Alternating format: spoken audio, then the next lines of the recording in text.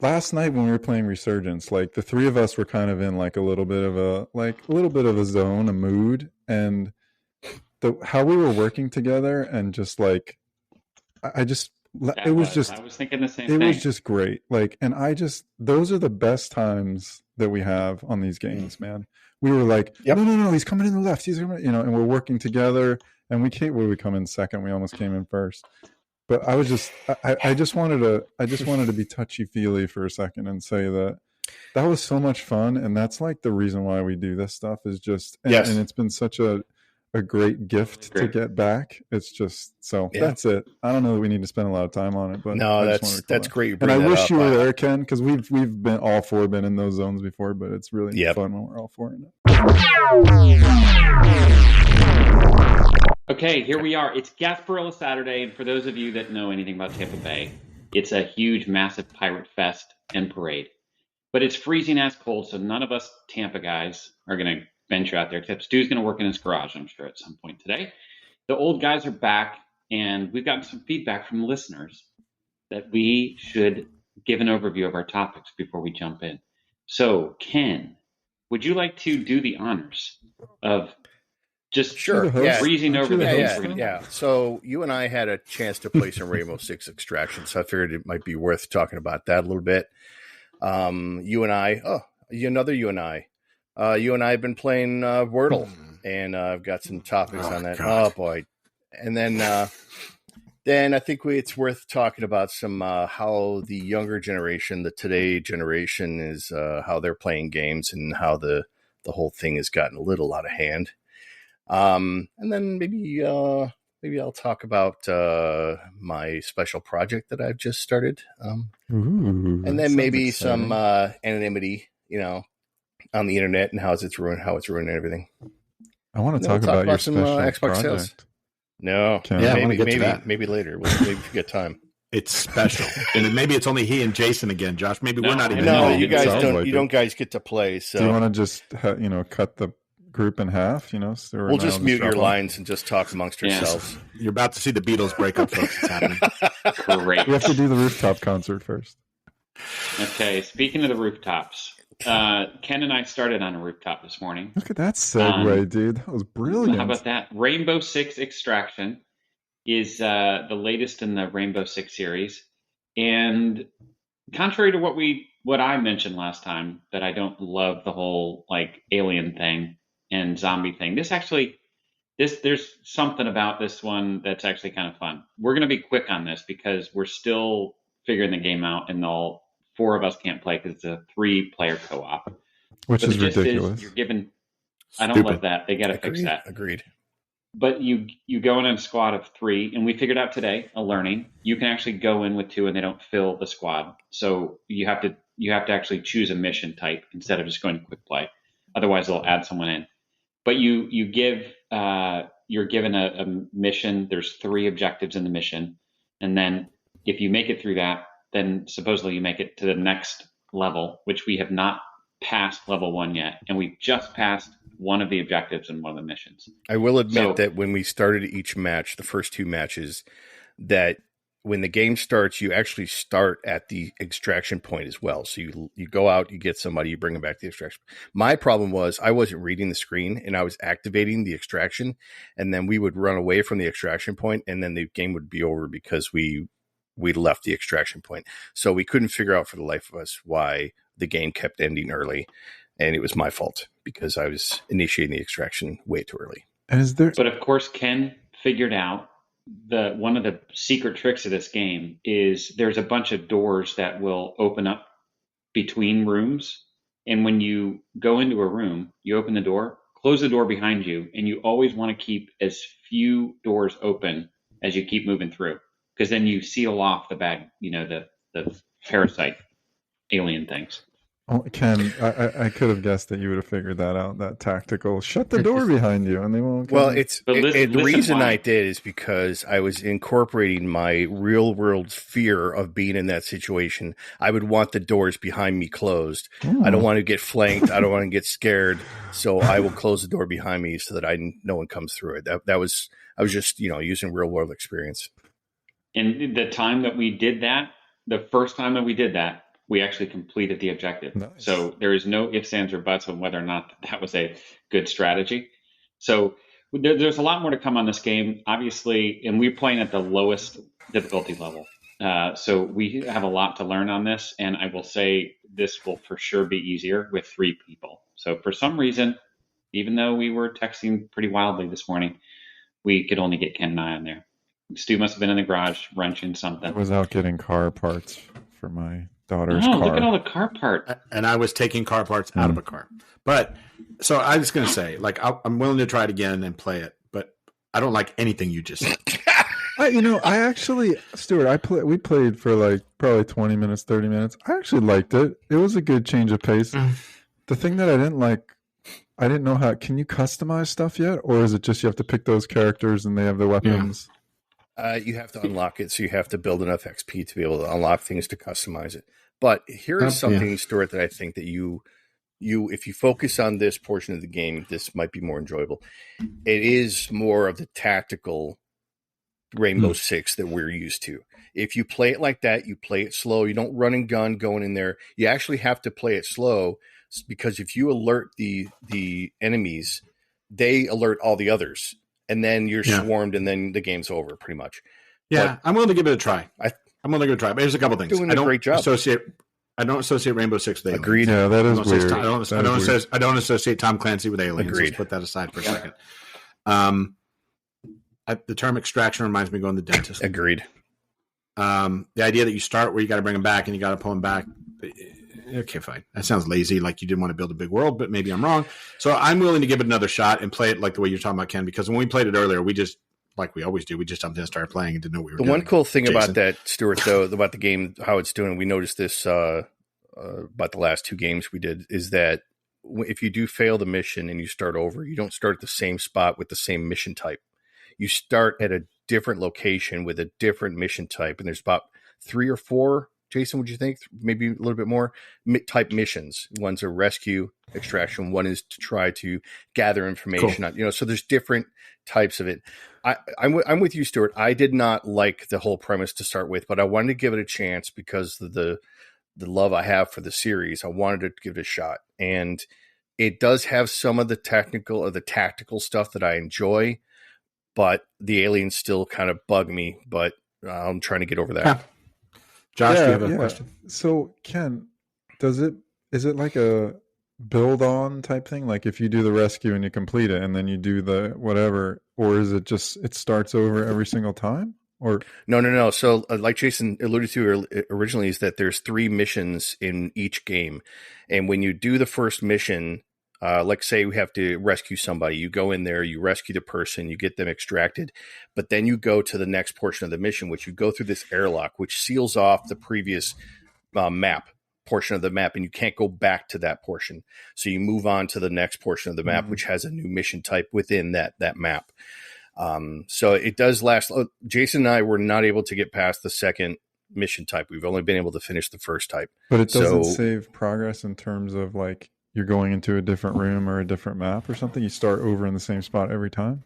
No. Like I said, every time when you both die and it starts a new game, it starts you on a different location of the like. There's 4 different maps. One's like a roof hotel. One's like and there's different locations within that same map that they will start you with a different mission type as well. And the mission type won't be the same for that location that you're dropped. So it's actually really cool. Interesting. Yeah, I'm down to play some more. It's worth checking out and probably doing the training. None of us have finished the training yet, so I'm guessing that would help us. I would highly recommend it. That was one thing I think that we both felt that was probably going to help us because we kept dying way too fast. And we're like, this can't be hard. I know we're old guys, but this can't be this hard. And I think it's because we haven't finished the training. Okay. We'll come back.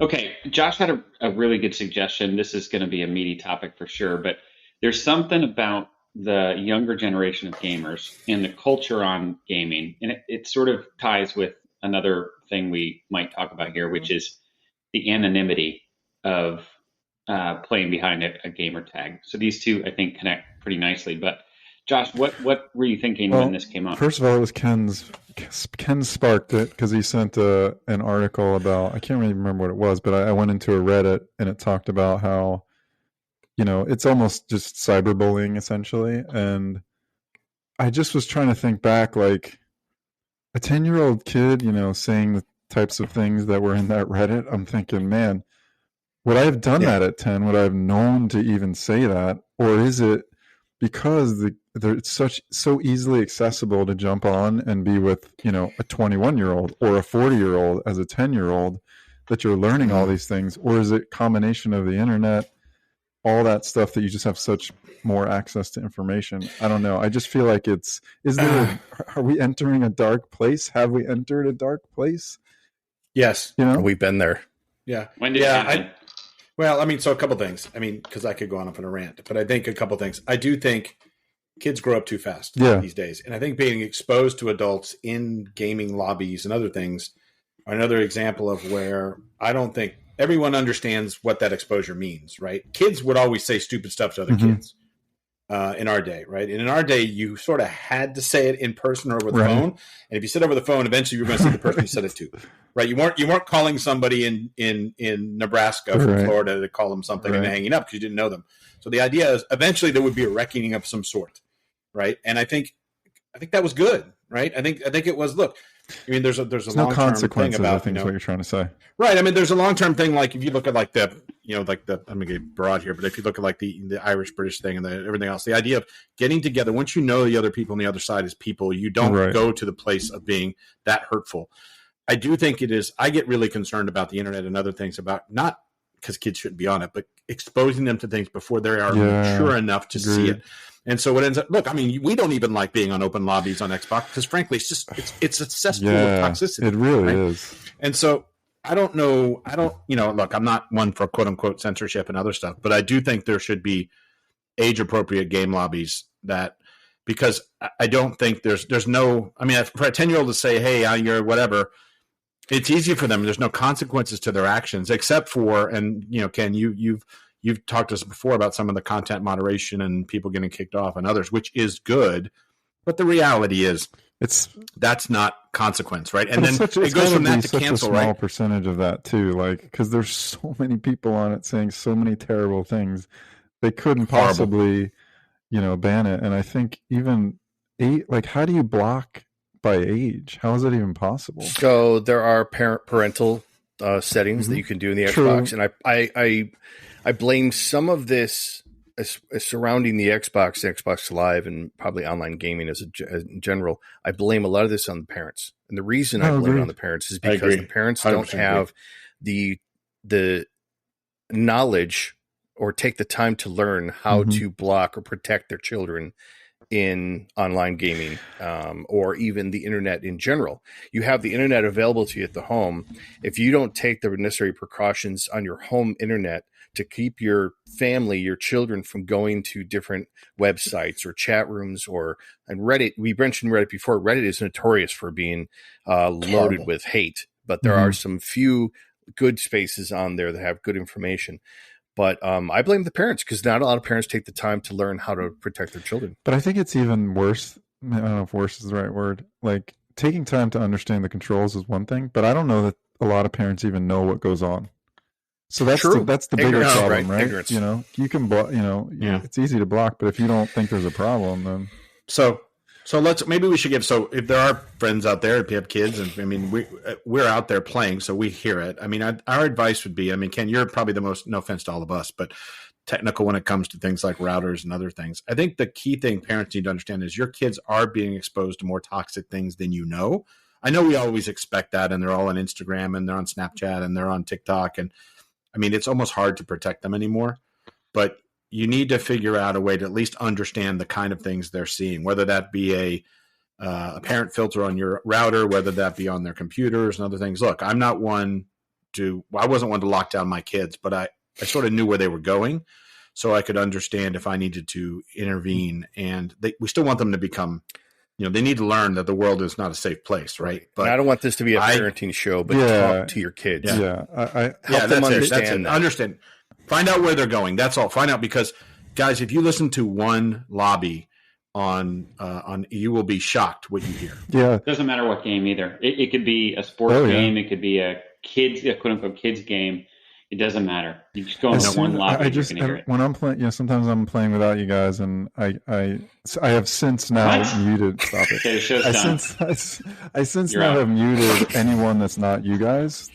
But I always do that. But you play a domination or whatever on Call of Duty, and then as soon as the game's over and everyone's back in the lobby, it's just this venom that's spitting back and forth between these people about how they suck and how all these horrible the vitriol in the lobbies and it's just it's insane and it's so aggravating. I'm not a person who shies away from obscenities and movies that have that kind of stuff and comedians that have that kind of stuff, but hearing it in that environment, hearing it in that environment makes me really uncomfortable because you don't know who else is in the audience.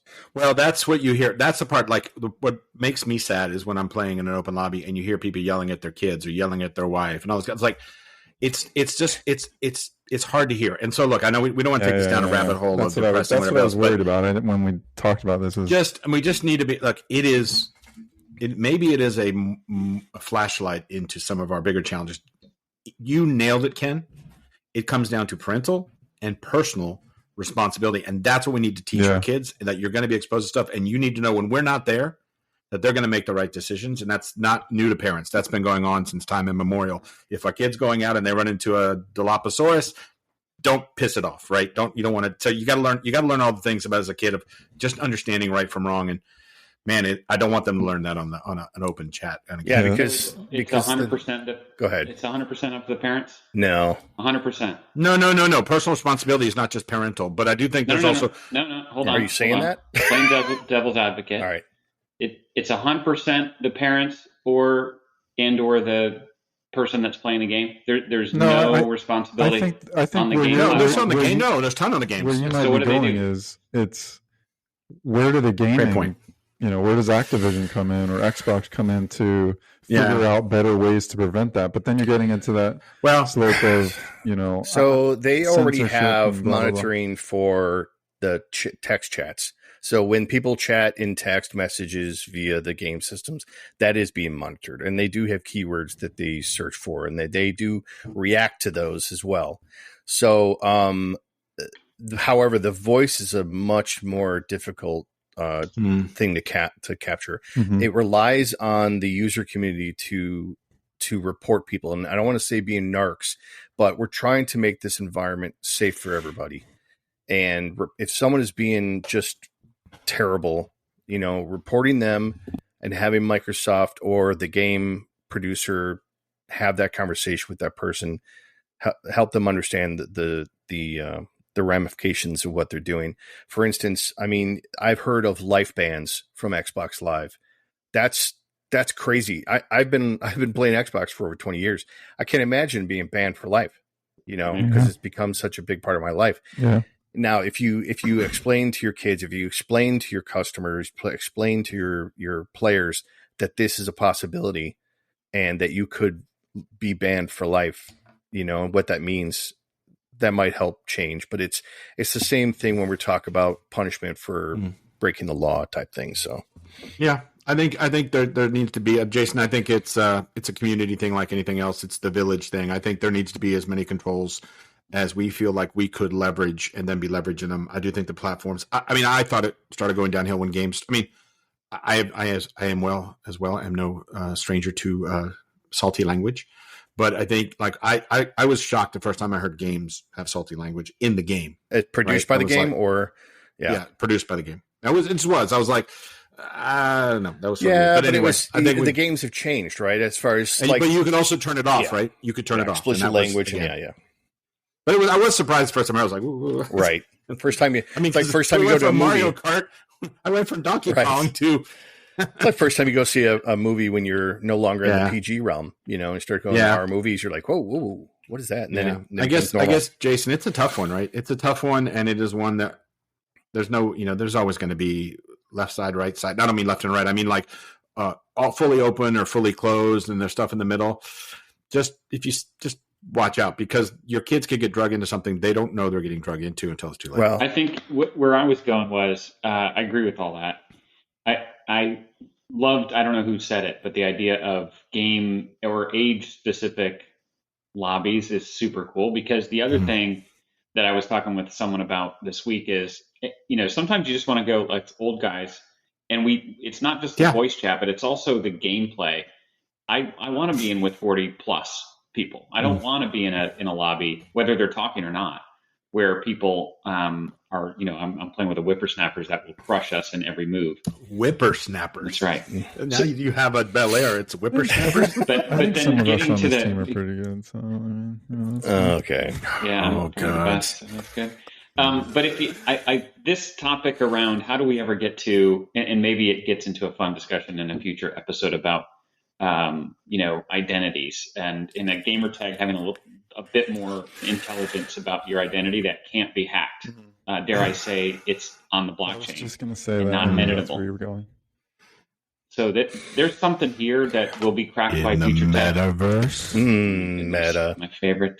Whoa, this is Okay, so this is a fun topic. I don't know that this is going to be solved in the short term, and I love the suggestions here. This is Ken, who has a younger son that plays video games. We don't. The rest of us don't have. Josh does. You do. Yeah, Josh does. Josh. that's where I've seen a lot of this, age. So yeah. Yeah, that's probably why the two of you are so passionate about this, and Stu and I aren't as close to this topic, but it's still super important. I can't imagine having a younger child these days in these lobbies that we've heard these things. This is embarrassing to say, but I told my son this about a couple weeks ago, that I think one of my biggest regrets is getting him an Xbox this young. And when I say this young, he had one, it was years ago, I don't know, 4 years ago or something like that. And I regret doing that, because I think it has brought him, it exposed him to things and language earlier than I wanted him to. And I had to sit down with him and have a conversation with him about, certain things that are appropriate and inappropriate and inappropriate. So it was earlier than I wanted to have that conversation. But, now he's in high school, would have been fine now. But 4 or 5 years ago was a little early. Yep.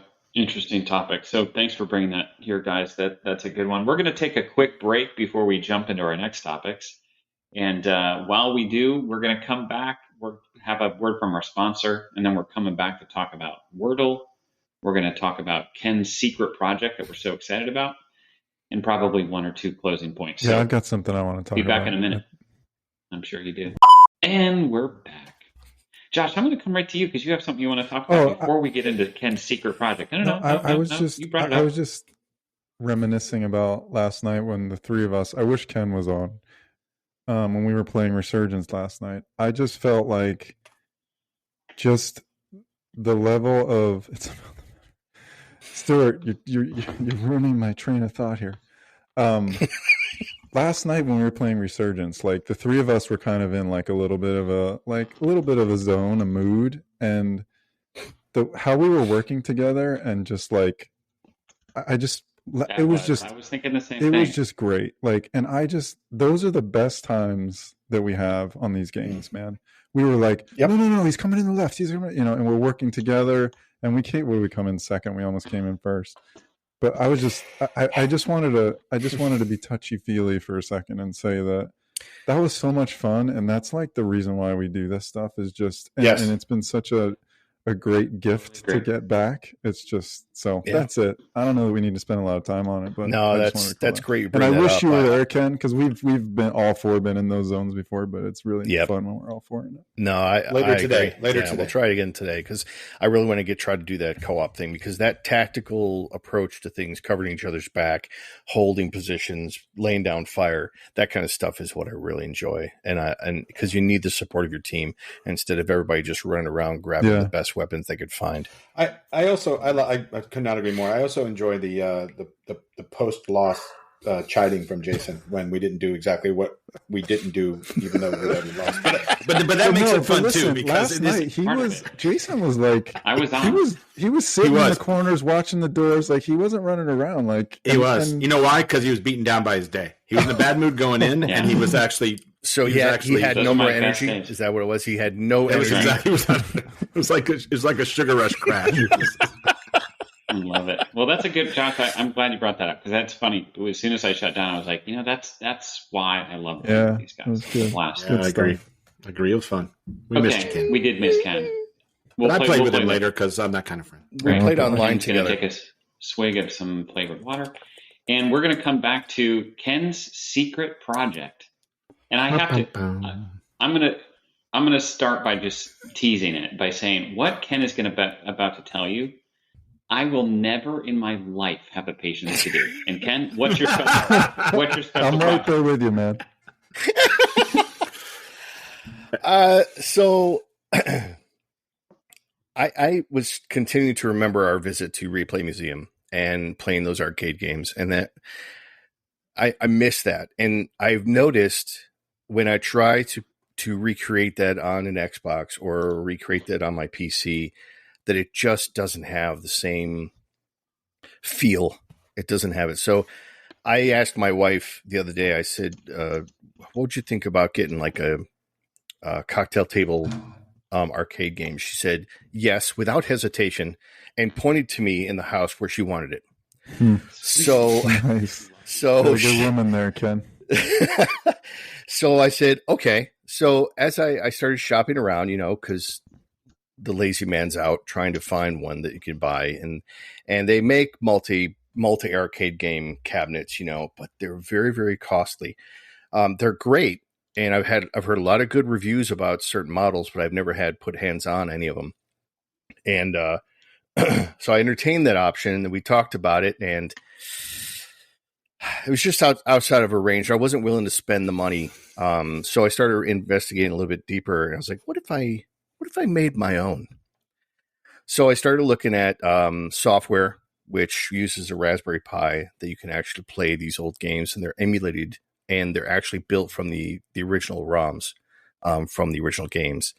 And so I'm like, oh, that's kind of cool. And then I started looking at buying the controllers that you put into arcade games, the old school joysticks, the old school buttons, the coin ops, and all that. I'm like, well, I could build this, and I could build a cabinet too. I could build a custom cabinet to go do all this. So I am building my own cocktail table multi arcade game system, and I'm really excited about it. I got a prototype that I'm probably going to finish this weekend, which is just the controller built in with all the games, and I'm going to ship it down to Florida for the guys to test out for me and see what they like or don't like about it. Make sure you document this, as you're going, like whether it's even images or video. Like I think that would be really cool to see that whole progression of it. I will do my best.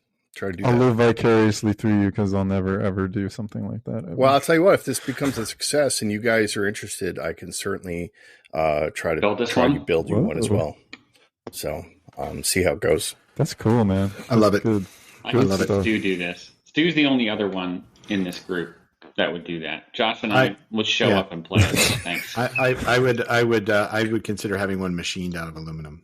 God, Aluminum. I'm not doing that. Aluminum? Mine's going to be made of wood. No. The Brits add an extra letter. I'm not adding. It's aluminum. No, I think it's cool, and I love Ken. The progress is cool, and I think we should put it on the website as your progress goes, because I think watching you build it. I mean, for those kids out there, you can build things, right? And by the way, I would like to bring a subject on at some point around makers. Maker's Mark? I'd like to talk. Maker's Mark. That sounds not awesome. Maker's. I love Maker's Mark. Yes, we can drink Maker's Mark whilst talking about the maker Wild. community. And It's what wild. it means to be It's wild. It's not wild. Thanks. Oh my gosh! Don't let him. It's pronounced whilst. Hey, and And while it's also speaking pronounced about deprogram and 5 or 6 letter words, compensator, right? hey, look at that transition. compensatory. Nice segue. Ken got it. The rest of you nitwits didn't get it. Okay, Ken and I have been playing like the rest of the planet, except the 2 other old guys on this call. I'm going to Have play been this playing game as Wordle. soon as we get off this.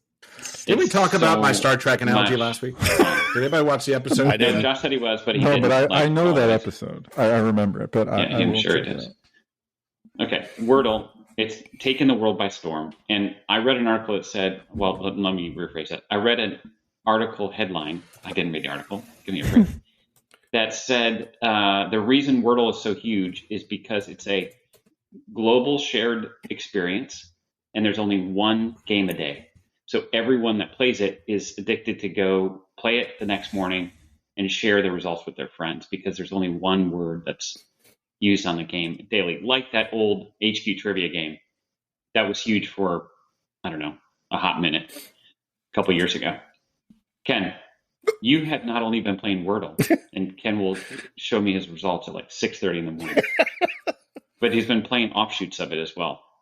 Yeah, the reason I do that so early is because that's how I kickstart my brain. I wake up and I'm one of those slumbering bears where it takes me a good 2 hours to finally wake up.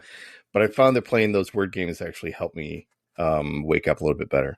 The chugging of orange juice doesn't do that, Ken? I don't have orange. I would, but no. Only at restaurants, That's right. not at his house. So there have been a lot of offshoots and remakes of this game just because trying to capitalize on the attention and the popularity of it. One of the ones that I'm playing is called Dordle, which are 2 words. So there's 2 5-letter words at the same time.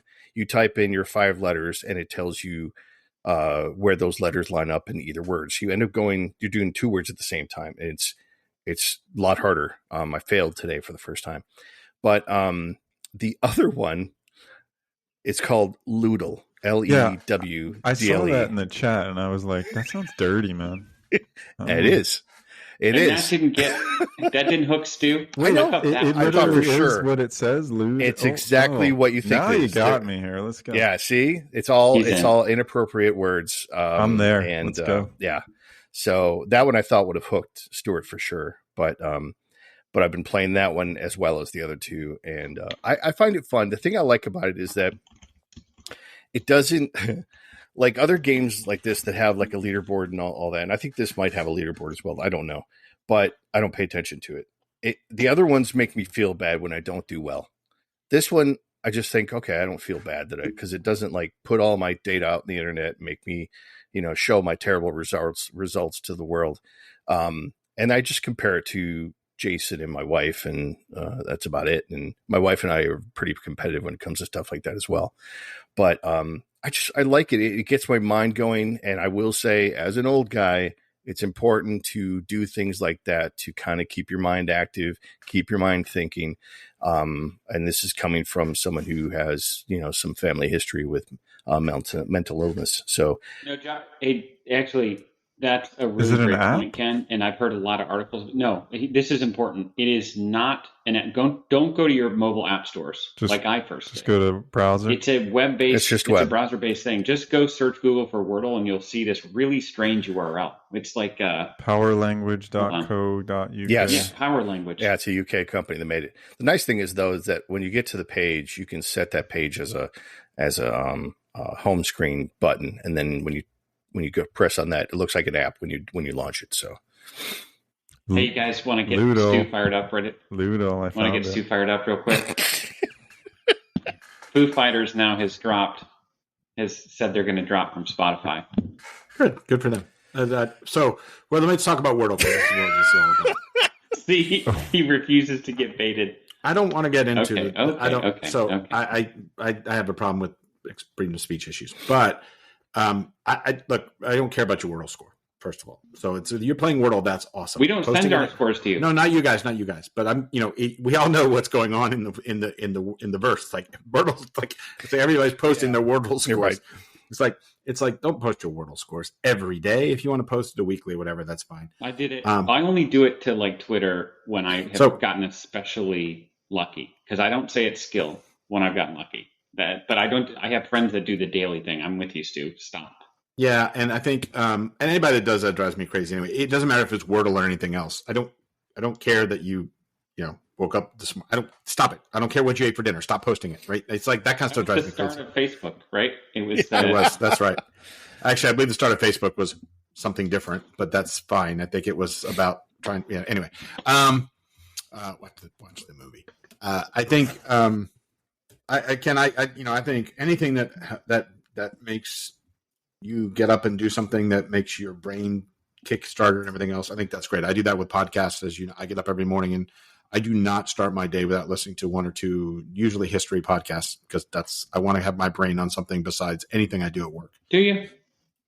do. You fully listen to him the whole? I do every morning. Every morning I go outside with my coffee. I know. I've seen him do it. I know exactly where he sits. Listen. Yes, either 2 or 3. I try to get, I like to get an hour in before I hit the Tetris that is my email inbox. But yeah, so I think that's great. I think I still think watch the Star Trek episode. That's all. I'm doing that today. I need to. I'd like to know who built it, who's watching it, and who's getting the data. Well, it's run by a UK company, so. Yeah, but who owns the UK company, and what's the propagation? What is the propagation of that data like? And they can see the spread. They can see as things spread through the government. I mean, it is. I mean, realistically, you could. Okay, so let's forget any of that stuff. It is really an interesting study on propagation of technology and how it goes through the web. So you can see some interesting patterns from their data perspective. Forget who may see that data of how it propagates, who it propagates through, and what countries it propagates. It's actually like watching a virus propagate in some ways. Like, Jason, you and I have been to the Microsoft are a virus, and you can see how viruses propagate. They got this cool thing where they show virus propagation and how it goes. It's actually pretty cool because all the Windows devices can see it. It's actually really interesting. It's almost like a fractal image to see how things propagate. I'd just be curious to see how it's propagated and then how it's expanded into everybody doing it now. And did it start with 20-somethings? Did it start with 50-somethings? I'm just curious. Yeah, you do mention a good point about security and safety. So what I've noticed, if you do go to the App Store, you will see a bunch of people creating apps that are questionable, that are trying to capitalize on the Wordle name. So they're either have malware or they're just proliferated with ads to where it's unplayable, whatever.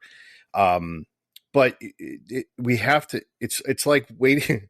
It's like buying a PC. Okay, if I wait until the next technology comes out and to buy my PC, I will continue to wait, because just as you try to buy a PC, you'll hear rumors about the next thing that's coming, and then the next thing that's coming, and the next thing that's coming.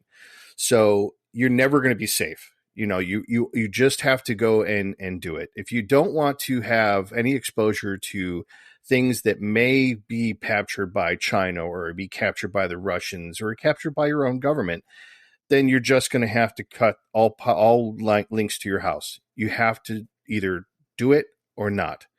There are ways to be safe, yes, and you can choose not to participate in things. That's fine, but you cannot go in expecting that, I'm just going to do this one online banking and then nothing else, and I'm going to be safe because I'm doing just this one. No, that doesn't make you safe. If you're on the internet with any type of technology, you are at risk. Now, I'm not going to be those fear mongers and tell you, oh my God, we're all going to be, our IDs are going to be stolen and everything, and money's going to be stolen. No, if you're not a target, there's not a problem. That's my mindset. I have a lot of stuff on the internet. I do a lot on the internet, and I have not had any worries, and I've never had any exposure. Now, that doesn't mean one day I'm going to get hacked.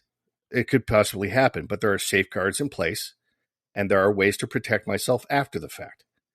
So you can't go around being fearful of something just because you think that it's going to be captured and stored by a foreign nation or your own government and know where you are and what you're doing. Okay. Hey, hold on. There's black helicopters. Okay. Look, I'll wait for you to shoo them away. Okay. Well, this has been fascinating, and Ken, it sounds like that's one of those hot topics arguments. No, it's a good hot topic, and it's one that we all have our own point of view on, and I think you've got to land somewhere that is comfortable for you. I have friends that refuse to do any purchases online. I've had the argument with them, and it's a no-go, and that's fine. As Stu always says, to each his own. Yeah, I mean, I remember the early days of the internet, way before you guys were even probably out of elementary school. I remember my uncle was a lawyer, and he was like, lawyers were not allowed to use email at all. Was not allowed, right? I mean, it was early days because they're like, it's not, there was so things changed, right? I love Ken's reasoning for doing Wordle. That to me is a valid reason. So I love it. Yeah, I agree. So if you are a Wordle player, yes, that's it. I have no idea how to do this, but I'm going to figure it out.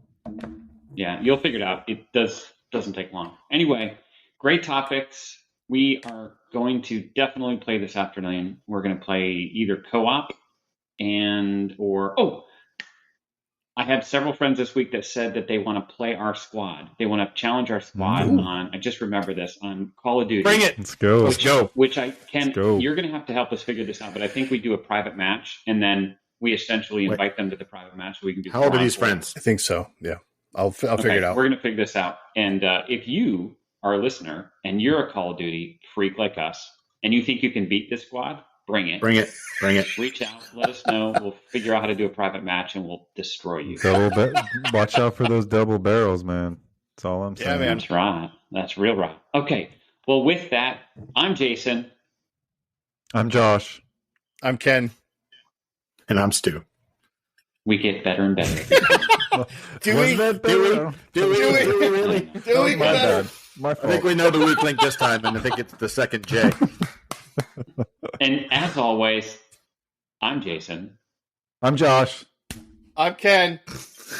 And I'm Stu. Good Lord. We're We hopeless. did it. But we're We fun. did it once. I thought Okay. it was it. Okay. We're out. All right. Bye. See you. Peace.